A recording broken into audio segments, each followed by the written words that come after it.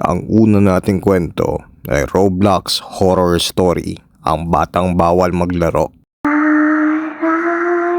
What if may kilala kang addict sa Roblox? Bakit kaya siya palaging nandoon? Ito ang nakakatakot na storya ni Will sa atin. Sulat niya, "Hi Ate Nex, ako po si Will James Palisok. Tawagin niyo na lang akong Will. Grade 10 student po, taga Orani, Bataan. Tungkol po ito sa classmate kong si Vince Cabral. Nung una, hindi po kami magkaibigan. Medyo weirdo po kasi siya. Mahiyain at hindi masyadong nakikipag-usap. Hindi rin siya nakikipaglaro sa amin, tulad ng basketball. Pero kapag naglalaro na po ako ng Roblox, lagi ko siyang nakikita sa mga games. Kung hindi niyo po alam yung Roblox, ito po yung mobile game na parang Lego at online siya. Pwede kang makipaglaro sa kahit na sino, pero mostly mga bata. At ayun na nga po. Pag sa Roblox, madaldal at active naman si Vince. Kaya ginawa ko siyang friend sa game. At ang dahil doon, naging magkaibigan na rin kami sa school. Galante din si Vince at lagi niya akong binibigyan ng Robux para may pambili ng skin sa laro. Pero kahit magkaibigan na kami, nawiwirdohan pa rin ako sa kanya. Kapag kasi inaaya ko siya sa mga horror games sa Roblox, tulad ng 99 Nights in the Forest or Hapunan, ayaw niya at nagagalit ito sa akin. Paborito niya lang laruin ay Province Life at Still a Brain Rot. Pero kapag basketball na, umaayaw na ito. Virtual games lang daw ang gusto at ayaw ng totoong laro. Ako nga pala si Nex ng Book of Bad Ideas. Kung mahilig ka sa twisted stories, follow ka na sa amin. Pero one day, nakumbinsi ko siyang maglaro ng basketball. Tinago ko kasi ang cellphone niya. Sinubukan naman niya. Marunong naman siyang mag-dribble at mag-shoot. Pero habang naglalaro kami, tingin siya ng tingin at tila may kausap. Pero wala kaming makita. Medyo natatakot na rin ang mga kasamahan ko at maya-maya pa, bigla na lang kaming inatake ni Vince. Nang inawat namin siya, sabi nito, inutusan daw siya ng kaibigan niyang si Joey. Maliit daw itong bata at kulay itim. Natakot ako sa sinabi niya. Hindi kaya multo ito? Sinamahan ko siya pauwi at ikunento ito sa nanay niya, kay Mrs. Cabral. Bigla naman akong sinampal nito at sinabihang umalis na. Sabi nito, bawal raw maglaro si Vince. Bakit ko daw sinasama ito? Hanggang Roblox or mobile games lang siya pwede. Nagtaka ako sa reaksyon ng nanay niya. Pagka-uwi ko, sinabi ko kaagad ito kay mommy at daddy. Agad naman nilang tinawagan si Mrs. Cabral at humingi ito ng tawad sa ginawa niya. Nabigla lang raw siya at dito na niya ikunwento ang nakaraan ni Vince. Sabi ni Mrs. Cabral, lumaki naman daw ng normal si Vince, masiyahin at madaldal.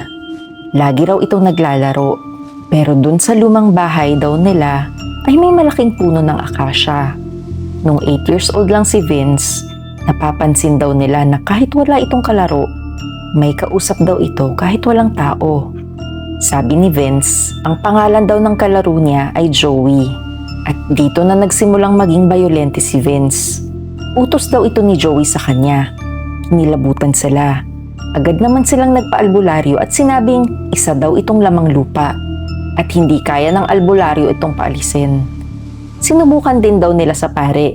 Pero kahit blines na ang bahay at ang acacia tree, sinusundan pa rin daw si Vince. Kaya ang ginawa ni Mrs. Cabral, lumipat na lang sila ng bahay. Pero maski ang paglipat nila ay hindi nakatulong dahil sinundan pa rin si Vince nito.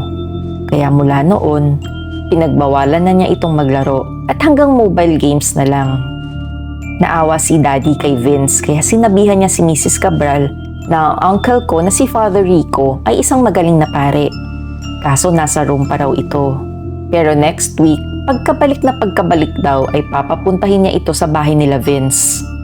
Sana maging okay na si Vince para makapaglaro na siya tulad ng isang normal na bata. At sana, iwan na rin siya ng itim na batang lamang lupa.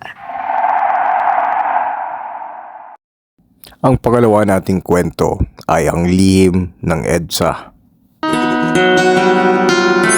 What if may makita kang multo sa kotse? Matatakot ka ba? Pangalan ko nga pala ay Rachel Hope Orbeta. Palayaw ko ay Rage. Isa akong MMDA traffic officer. Tubong Lukban, Quezon, pero ngayon ay sa Maynila na ako nagtatrabaho. Sa tagal ko sa serbisyo, marami na akong nakita sa kalsada. Iba't ibang kwento. Pero itong karanasan ko ay hindi ko talaga malilimutan. Noong 2023, maraming tumawag sa hotline at nagsasabing may isang aksidente raw sa may Cubao.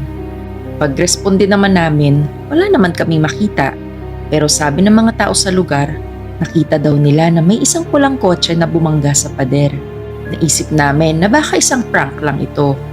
Pero sa mga sumunod na araw, ulit-ulit ang tawag at pag pinupuntahan naman namin ang area sa Cubao, wala naman kami nakikita.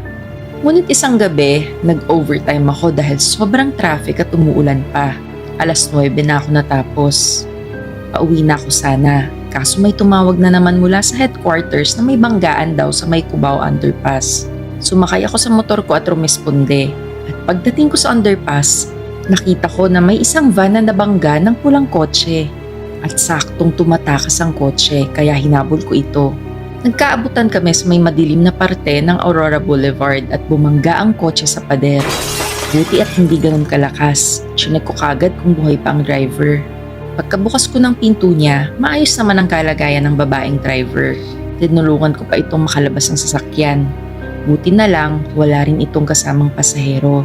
Medyo nahihilo ang driver kaya pinaupo ko muna siya sa bangketa. Tumawag din ako ng pulis at ambulansya para puntahan ang aksidente sa underpass at mag-assess din dito sa akin. 15 minutes pa daw bago ito makarating. Habang nag-aantay, wala akong magawa. Kaya nilabas ko muna ang cellphone ko at nanood ako ng bagong pelikula. Ngunit bigla akong natigilan sa panonood nang tumayo ang babaeng driver. In fairness, maganda si ate. Pero tiyak ako, maraming kaso ito. Baka makulong pa. Hit and run ba naman? Napansin ko lang din na parang luma na ang estilo ng damit at buhok niya. Hawig niya si Vilma Santos. Uso ba uli ang 90s na look? Pati itong kotse niya isang Toyota Corolla E90, box type. Sobrang luma na nito. Siguro hindi na naalagaan kaya naka-aksidente siya. Tinanong ko kagad siya kung anong pangalan niya. Sagot naman niya, Ella Del Rosario. Tinanong ko rin kung nakainom ba siya. Sagot naman nito, hindi raw. Pero hindi ako naniniwala. Nilapitan ko siya at pinamoy. Wala naman akong naamoy na alak. Hiniram ko rin ang lisensya niya. Nang iabot niya ito, nagtaka ako. Expired na ito noong June 16, 1988 pa. Grabe naman sa sobrang kalumaan nito. Naku, dagdag ticket na naman ito kay ate. Hindi kaya isang prank ito? Tinanong ko uli ang driver. Sabi niya, updated naman ito. Hindi kaya namamalikmata lang ako kasi madilim. Sakto namang dumating na ang pulis. Pinadouble check ko sa kanyang lisensya. Nagtaka rin siya.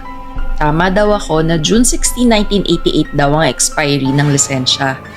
Nagalit naman ang driver nang makita ang pulis. Bakit daw siya huhulihin? Ilang buwan pa daw bago mag-expire ang license niya. Nagkatinginan tuloy kami sa sinabi ng driver.